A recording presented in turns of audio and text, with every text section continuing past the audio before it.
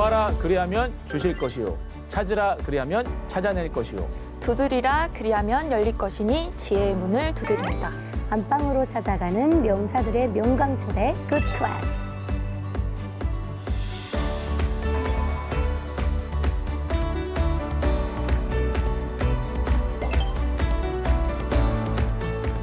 오늘은 또 어떤 강의가 준비되어 있을지 궁금한데요. 네. 요즘 이런 신조어를 많이 쓴다고 해요. 비투 영끌 이런 비투. 신조어 혹시 들어보셨나요? 저 화투는 들어봤어요. 비투는 처음 들어봤어요. 아, 네. 혹시 주혜님은 아세요, 뜻을? 아, 알죠, 알죠. 네. 요즘 한창 난리 네. 났었던 네네. 빚을 내서 투자한다. 아, 네. 그렇죠.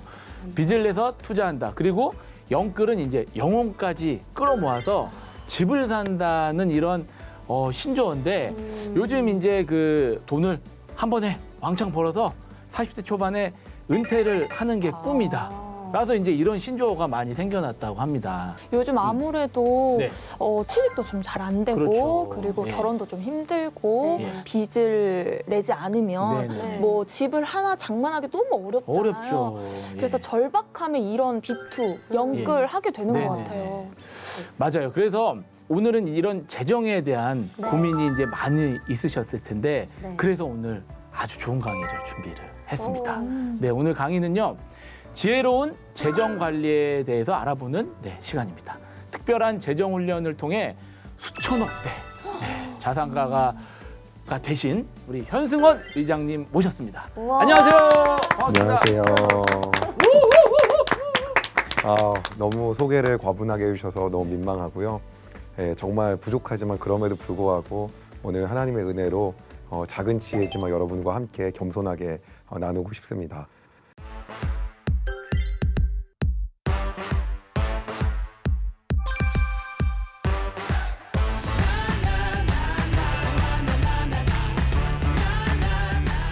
먼저 비투 그리고 영끌 이런 것들 많이 있잖아요. 예. 사실 보게 되면 저도 가슴이 아프고 어쩌다가 이렇게 왔는지에 대한 생각이 들어요. 근데 우리가 이럴 때 먼저 좀 확인해야 될 게 있어요. 어떤 거냐면 만약에 그렇게 우리가 수십억 원의 돈을 벌어서 30대 혹은 40대에 경제적 자유를 이룬다고 한다면 요새 많이 유행하는 그래서 빨리 돈에 대해서 해방되고 내가 돈을 갖다가 많이 갖게 된다면 그럼 과연 우리의 삶이 행복한 것인가 라는 거에 대해서 먼저 생각해 볼 필요가 있는 것 같아요. 많은 분들이 얘기하세요. 돈이 세상의 전부가 아니다. 그리고 돈이 다 되는 거 아니다라는 그러한 목사님의 설교 말씀도 듣고 여기저기서 하는 얘기도 듣지만 정작 우리에게 그런 말을 들을 때마다 이런 의심이 드는 거죠. 당신 돈 안 많아봤잖아. 돈도 없으면서 왜 그런 얘기를 해. 내가 많았으면 그런 얘기 안 해. 라는 생각을 속으로 갖지만 그렇지만 말하진 못하거든요. 오늘 정말 그렇다고 한다면 그러한 돈을 벌었을 때 그리고 그렇게 빨리 경제적 독립을 했을 때 과연 행복이라는 것이 있는가에 대해서 먼저 그 의문점에 대해서 이야기를 한번 해보려고 해요. 제가 이 얘기에 대해서는 어떠한 다른 방송사나 다른 데서 이야기해 본 적이 없었는데요. 오늘 먼저 그거에 대한 부분을 갖다가 많은 젊은 분들 그리고 경제적 독립에 대해서 꿈꾸는 분들 그리고 이 시대에 돈을 빨리 벌어갖고 그 부분에 대해서 해방되고 싶은 분들한테 먼저 말씀드리고 싶어요. 그게 만약에 행복이었다고 한다면 그렇다고 한다면 돈이 많는데 자살을 한다거나 힘들거나 공허한 사람들은 아마 생기지 않을 거예요. 저는 실제로 여러분이 소개해 주신 것처럼 30대에 수천억 자산가가 되었고 그리고 천억이 넘는 현금을 빠른 시간 내에 만지게 되었어요. 그런 저의 입장에서 그러면 그 돈이 많았을 때랑 없었을 때 과연 어땠었는지 그리고 많고 나서 어떤 게 달라졌는지에 대한 얘기를 먼저 한번 해보고 싶어요. 제가 말씀드리고 싶은 건 여러분 돈이 많아지면 먼저 어떤 걸 하실 건가라는 걸 반문해보고 싶어요. 돈이 많다고 한다면 여러분 지금 떠오르는 게 몇 가지 있을 거예요. 바로 여행 가고 싶다. 직장 바로 때려친다. 바로 원하는 거대로 산다. 일단 내가 살고 싶은 대로 일단 살아본다. 그다음 원하는 옷 산다. 차 산다. 시계 산다. 백 산다 등등 쫙 나열돼 있을 거예요. 자, 그럼 그렇다고 한다면 그것이 마음대로 원하는 대로 만약 이루어진다고 한다면 여러분 삶이 과연 행복할 것 같으세요? 제가 한 가지만 이야기할게요. 그게 지금 하실 수 없기 때문에 행복해 보이는 거예요. 막상 그걸 할 수 있잖아요. 그러면 그걸 하고 나서도 공허함이 또 물려옵니다. 제가 이게 정확하게 말씀드리고 싶은 거예요. 여행을 가고 나서도 어차피 우리가 참 재밌는 게 뭐냐면요. 놀고 우리가 즐기잖아요. 그거 매일 놀잖아요. 사람이 되게 공허하고요. 무력증 생겨요. 가장 중요한 거는 아무리 좋은 차를 타잖아요. 아무리 좋은 가방을 메고 아무리 여행을 많이 다닌다고 해도 그건 마치 뭐랑 똑같냐면 혹시 게임을 해보신 분이 있는지 모르겠지만 우리가 게임할 때 되면은 레벨을 키우는 게임들이 있어요. 네.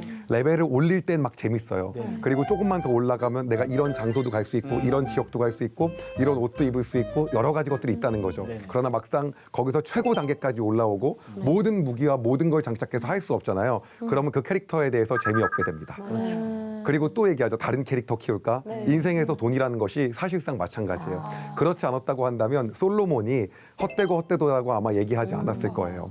제가 말씀드리고 싶은 건 수십억, 수백억을 갖더라도 그걸 가진 사람의 입장으로서 정확하게 말씀드리면 그것 자체가 실제로 여러분의 행복을 담보하지 않는다는 거죠. 그럼에도 불구하고 생각할 거예요. 그래도 그 돈 한번 가져보고 싶다. 네. 라고 생각하실 거예요. 그래도 난 한번 해보고 싶다. 경험을 해보고 하실 싶어요. 거지만 해보고 싶네요. 정말 말씀드리고 싶은 거는 네. 우리 안에서 만약에 그게 행복이었다고 한다면 다시 한번 말씀드리고 싶은 건 그러면 어떻게 할 거예요? 하나님 안 찾으실 거잖아요. 별로 행복하지 않습니다. 우리가 정말 하나님께 구하고 하나님 내가 이거 필요합니다. 하나님 내 삶 가운데 인도해 주십시오라고 전적으로 의뢰할 수 있을 때 그럴 때 오히려 행복이 있는 거고 그렇지 않은 상태에서의 재정은 오히려 삶의 독이 된다라는 것을 말씀드리고 싶어요. 그렇기 때문에 중요한 거는 과연 나를 계속해서 사랑할 수 있니? 너가 과연 경제적 자유를 누리더라도 내가 아니면 안 된다라는 것을 너의 마음을 다하여 고백할 수 있니? 이것이 우리가 경제적 자유를 꿈꾸고 부자가 되고 싶은 삶을 살기 전에 먼저 한번 우리의 마음속에 새기고 가야 될 부분이라고 생각을 해요. 그러한 의미에서 이제 실질적인 얘기를 한번 해보도록 할게요. 많은 분들이 그 경제적 자유를 위해서 투자를 합니다. 그러나 그것 자체가 사실은 굉장히 이성적이고 합리적인 것 같지만 이성적이지 않고 합리적이지 않은 부분이 많아요. 두 가지로 소개를 한번 해드릴게요. 본인이 만약에 한 달에 버는 돈이 한 300만 원 정도다라고 만약 생각을 해볼게요. 그러면 한 달에 300만 원을 버는데 내가 지금 한 1000만 원 정도가 내 통장에 있어요. 은행 예금이 너무나도 낮고 이자가 낮기 때문에 우린 투자를 한다라고 이야기를 합니다. 그럼 1000만 원을 넣어서 내가 10%의 수익을 굴렸다고 얻어냈다고 하겠습니다. 그럼 100만 원을 번 겁니다. 100만 원은 우리가 약 12등분을 하면요. 한 달에 한 8만 원 정도가 됩니다. 그러면 내가 한 300만 원을 버는데요. 내가 그 주식에 많은 시간을 투자해서 나는 고작 한 달에 8만 원을 더 번 거예요. 자, 그러면 한번 생각을 한번 해보도록 할게요. 8만 원을 더 벌었으면요. 차라리 내가 지금 300만 원 버는 일 혹은 200만 원 버는 일에서 그것을 더 개발해서 거기서 8만 원 더 버는 게 오히려 더 빠를 수가 있어요. 네. 이게 더 빠르지 않다는 거죠. 그런데 우리는 일단 이거를 은행 금리랑 생각한다는 거죠. 그래서 저는 말씀드리고 싶은 게 있어요. 어떤 거냐? 만약 투자를 하신다라고 한다면 그 투자를 통해서 1년에 얻을 수 있는 수익이 사실 10%만 나오는 것도 대단한 겁니다. 그것도 엄청난 공부를 해야 됩니다. 그렇기 때문에 제가 드리고 싶은 건 놀고 있는 현금이 최소한 1억 정도가 있지 않다고 한다면 사실상 투자를 통해서 인생 크게 바뀌지 않고요. 오히려 더 지혜로운 거는 내가 하고 있는 주 종목에 그 투자 공부하는 시간만큼 매달리는 것이 오히려 더 베너핏을 더 얻을 수 있다라고 하는 거죠. 그래서 이 부분에 대해서 먼저 이야기를 드리고 싶습니다. 자, 지금까지 제가 강사 출신이기 때문에 말하는 속도가 유튜브 배속 1.5배속이에요. 그래서 좀 빠르게 말씀드렸지만 다시 한번 천천히 정리를 해드리면 두 가지입니다. 첫 번째는요. 경제적 자유를 잃은들 그것 자체가 내가 하나님과 오히려 멀어진다거나 오히려 그것을 통해서 내가 하나님을 찾지 않게 되고 내 마음대로 무언가를 할 수 있다라고 생각하면 그것이 과연 내 삶에 유익한가라는 것에 대해서 생각해 볼 필요가 있다는 거죠. 그리고 그 경제적 자유를 통해서 내가 채우고자 하는 삶에 대한 든든한 만족이 절대 채워지지 않아요. 제가 한 가지만 예시로 또 들어드릴게요. 제가 그렇게 많은 현금이 있었는데요. 그거를 많은 대한민국의 유명한 자산을 운영하는 분들과 논의해서 그거를 포트폴리오를 아주 기가 막히게 짜고 그런 다음에 멋지게 분배를 해놨어요. 그리고 생각을 했어요. 많은 분들이 생각하는 게 이거거든요. 자, 이 정도로 얼마 정도만 한 달에 탁탁 나오면 내가 평생 노임해서 하나님 사역하면서 내가 아주 평생을 갖다가 편안하게 살 수 있을 것 같다. 사실 저 정도 돈이면 그거에 넘치는 액수잖아요. 그리고 딱 제가 그거를 갖다가 세팅을 끝냈습니다. 그리고 제 마음 안에 들은 게 있었어요. 이제 됐다. 라고 생각을 했습니다. 그런데 그리고 나서 바로 코로나19가 시작이 됐어요. 여러분 코로나19 때 기억나죠? 한국에 있는 모든 기업이 도산할 것 같이 주가가 떨어졌고요. 그리고 모든 안정적인 자산 자체가 하나도 없어졌잖아요. 그때 샀어야 되는데. 네, 좋습니다. 제가 바로 그 전에 모든 자산을 분배해갖고 그때 느낀 건 어떤 거냐면 그것이 한순간에 흔들리는 걸 보고 제가 그 자리에서 무릎 꿇게 했어요. 하나님, 혹시라도 제 안의 안정감을 제가 가지고 있는 돈으로 생각했다면 하나님 용서하여 주십시오. 하나님 어떠한 것도 하나님 외에는 안정적인 것이 없음을 내가 고백합니다. 여러분 수천억이 있는 사람도 이런데 하물며 수십억? 예, 그거 하루아침입니다. 우리가 하나님 아니고 나서는 어디로부터도 우리의 만족감과 안정감을 얻을 수 없습니다.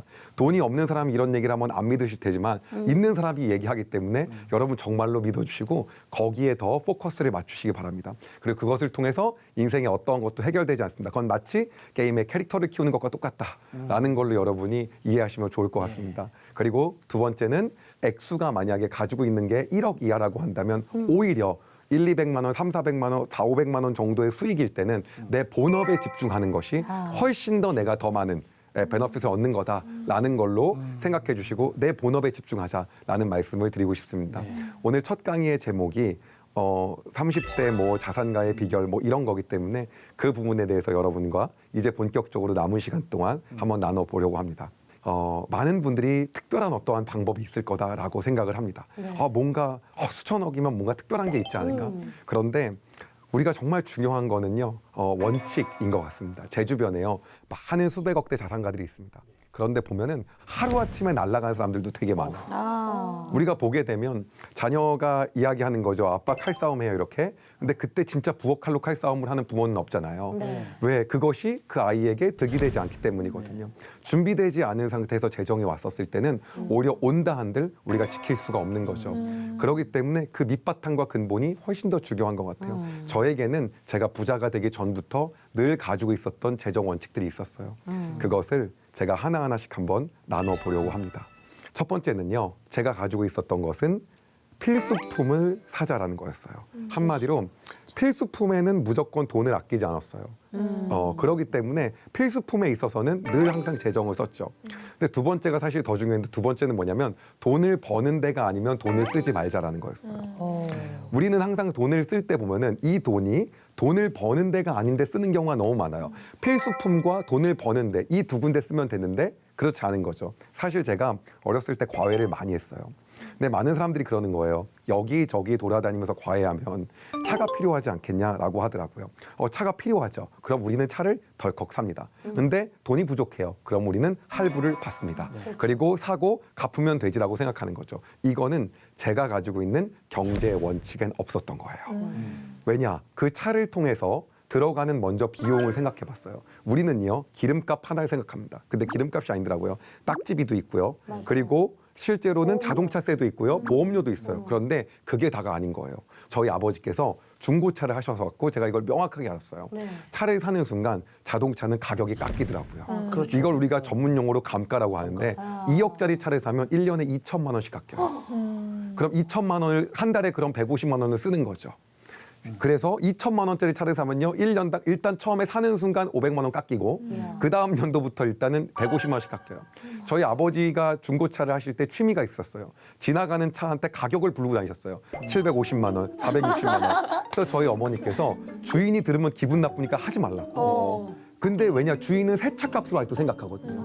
새 차 샀을 때 그 돈을 지불했으니까. 근데 실제는 그 가격이 아니라 아버지가 말씀하신 가격이 맞죠. 그래서 제가 그거를 생각했는데 그 모든 돈을 생각했을 때 이만큼의 비용이 지출되는 것보다 더 많은 과외 수익률을 얻어야지 쓰는 게 맞겠더라고요. 그렇죠. 그러니까는 적어도 제가 생각한 건 차를 내가 삼으로써 과외가 2~3개는 더 늘지 않으면 살 필요가 없겠다. 어느 날 제가 차를 사니까 2~3개 과외를 더 할 기회가 생긴 거예요. 이젠 정말 사야 되잖아요. 그때 아버지를 찾아갔어요. 그리고 아버지께 제가 여쭤봤어요. 아버지, 감가가 되지 않는 차를 주세요.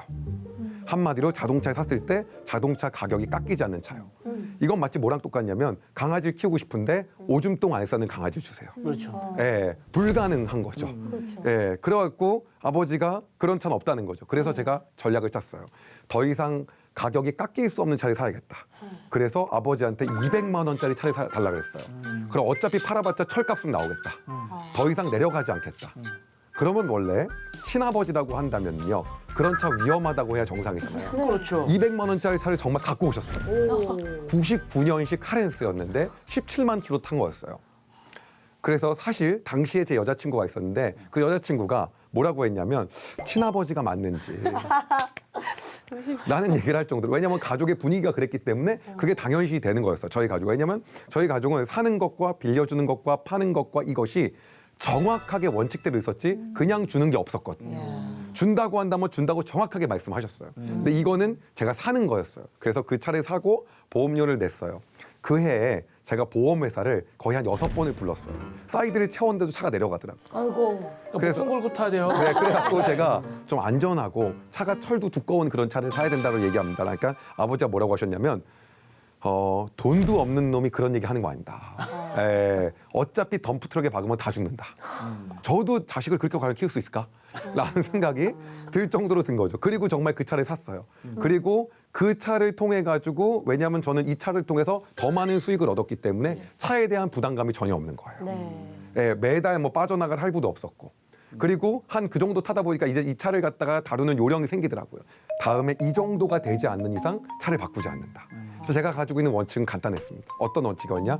돈을 벌 게 아니면 돈을 쓰지 않는다. 필수품에 돈을 쓴다. 그다음에 돈을 버는 데만 돈을 투자한다. 그래서 당시에 그 여자친구가 하는 말이 저한테 이거였어요. 너는 왜 바지가 3벌밖에 안 돼? 왜냐면 바지는 돈을 벌어주지 않거든요. 이해가 안 가시는 분들을 위해서 죄송하다는 말씀을 드리면서 계속해서 이어갈게요. 제가 괜히 막 찔리네요. 네. 뭐 연예인이시기 때문에 당연히 옷이 많으셔야 되니까는 충분히 필요하시다고 생각을 하고요. 그래서 저는 이 2가지 원칙이 있었고요.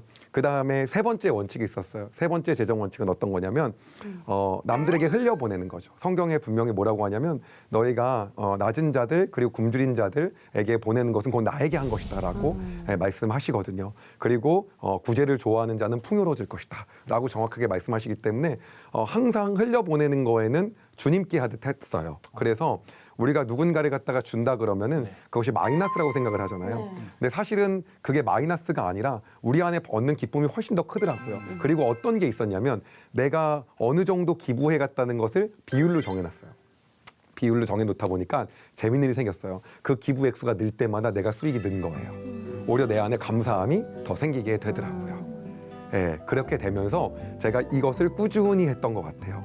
남들이 저한테 가장 많이 물어보는 게 어떻게 100억이 넘는 돈을 기부할 수 있었냐 이런 얘기를 하는데 저는 그것이 대단한 거나 그런 것이 아니라 비율대로 늘려간 거고 할 때마다 감사와 그리고 이것은 나에게 너무나도 주신 것에 대한 기쁨으로 느끼는 그러한 시간들이었던 것 같아요.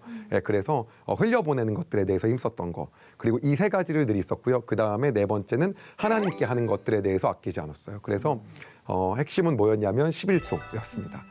사실은 우리 크리스찬들은 11조를 할 때 이런 마음으로 하잖아요. 하나님 나의 가진 모든 것이 다 하나님 것입니다.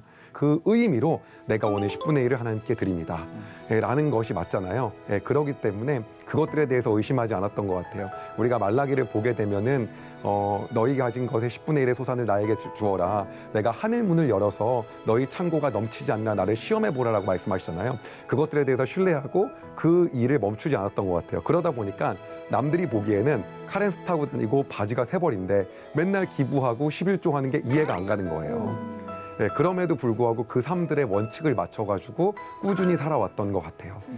저는 이렇게 말씀드리고 싶어요. 어떤 거냐면 재정에 대해서 하나님이 누군가한테 주실 때에는 이런 마음을 갖고 주시는 것 같아요. 이 사람이 정말로 이것을 갖다가 다룰 수 있는 그릇과 크기가 되었느냐.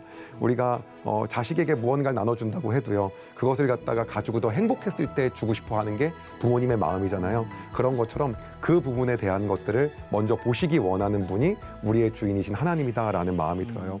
4가지를 다시 한번 정리 한번 해보도록 할게요. 첫 번째, 필수품을 산다. 그 다음에 2번째는 내가 돈을 벌 수 있는 거. 그 다음에 구제를 기쁘게 한다. 하나님께 드리는 11조의 원칙을 지켜서 한다. 마지막 5번째를 이야기하고 이제 마무리하면 될 것 같은데요. 5번째는 빚에 대한 개념을 정확하게 하는 게 제 삶의 원칙이었어요. 아까 빚투 얘기했는데 빚 있잖아요. 우리가 빚이라고 하면 굉장히 여러 가지 논의들을 많이 해요. 이건 좋은 빚이다, 안 좋은 빚이다. 그런데 물론 되게 양성부채도 있어요. 내가 가지고 있는 일부를 레버리지를 해갖고 그보다 더 나은 수익이 확보가 돼 있다라고 한다면 그 부분에 대해서는 여러 공부를 통해서 지혜롭게 할 수도 있어요. 그런데 대부분은요. 그렇지 않은 빚들이 너무 많이 있어요. 저는 생각을 했었어요. 집을 살 때 우리가 빚을 짓는 거 과연 이거 빚일까? 학자금 대출 이거 빚일까? 부모님한테 잠깐 빌린 돈 빚일까? 저는 이 모든 것을 정확하게 빚으로 규정했어요. 그리고 제 삶의 원칙은 빚이 있으면 굶는 거다. 빚이 있으면 필수품 외엔 어떤 것도 사지 않고 빚을 갚는 데 올인하는 거다. 제가 결혼을 했을 때 처음으로 집을 사게 됐었는데요. 제 인생에서 처음 받았던 아마 대출이었던 것 같아요. 그리고 제 한 달 수익이 한 1,500만 원 정도가 됐어요. 그럼 남들이 생각하기에 이건 빚이 아니다라고 생각을 하죠. 왜냐하면 그 정도는 언제든지 레버리지로 당길 수 있는 수준이니까. 근데 이게 빚이었기 때문에 제가 아내한테 정확하게 이야기했어요. 오늘부터 우리는 냉장고에 있는 음식을 다 먹을 때까지 웬만하면 음식을 사지 않고 온전히 빚 갚는 데 올인한다. 그때 제가 좋아하는 커피가 있었어요. 레시피라고 있었거든요. 그 레시피를 잡고 나서 먹고 싶은데 빚이 있으니까 이건 필수품이 아니잖아요. 제 손이 떨리는 거예요. 1,500인데. 동생이 저한테 와서 그러더라고요. 형 그럴 거면 올라가서 맥주 타 먹자. 왜냐하면 이렇게 숟갈로 넣어서 먹으면 실제 원가가 한 100원밖에 안 되더라고요. 이건 600원인데.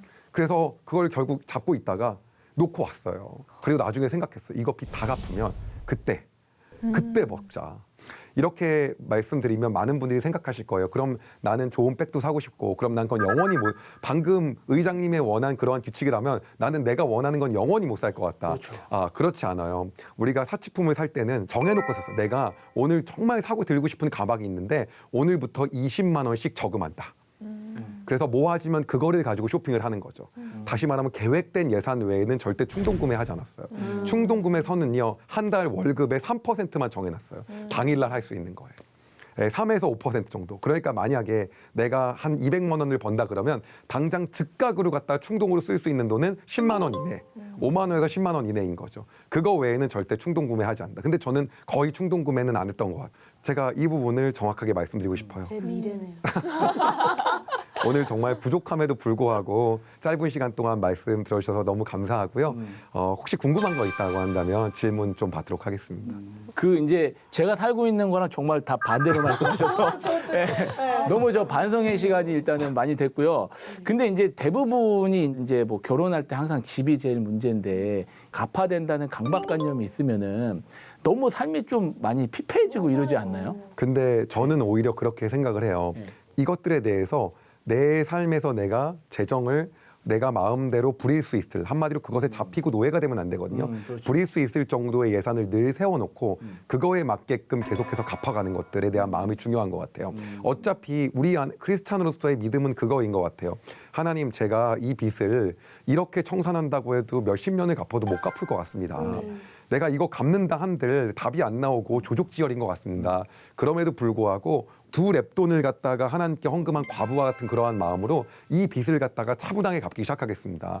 최대한 갚기 시작하는 마음을 하나님 보시는 것 같아요. 정성을 약간 네, 그게 중요한 것 같아요. 네. 혹시 아까 1억 이하인 경우에는 투자보다는 본업에 이제, 집중. 네, 본업에 네. 집중하라라고 말씀을 하셨는데 어떤 식으로 자기 개발을 하셨었는지. 저는 사실은 딱 한 가지가 어떤 거냐면 일에서 되게 중요한 거는 저는 몰입이었었어요.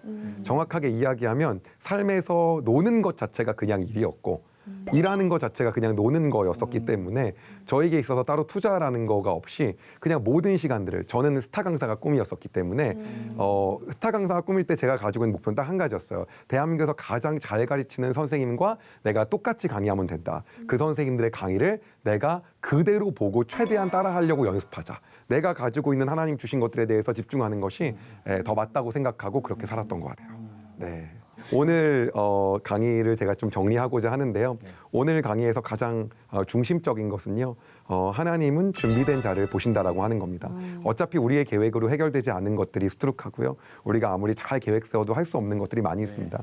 우리가 하나님께 할 수 있는 건 모든 걸 주께 하듯 마음을 다하여서 그분께 작은 것들을 시작하는 것이 우리의 가장 첫 번째이지 않을까라는 생각이 들고요. 제가 드린 것을 다 하려고 하는 그 마음이 아니라 하나라도 실천하면서 나아갈 때 하나님 그 모습을 불쌍하게 여기시고 여러분의 삶 가운데 더 큰 은혜를 주실 거라고 확신합니다. 아멘. 우리 이점 잊지 말고 여러분의 삶 가운데 날마다 하나님의 은혜가 충만하게 소망하겠습니다. 오늘 이것으로 이 강의 마치겠습니다. 감사합니다. 감사합니다. 감사합니다.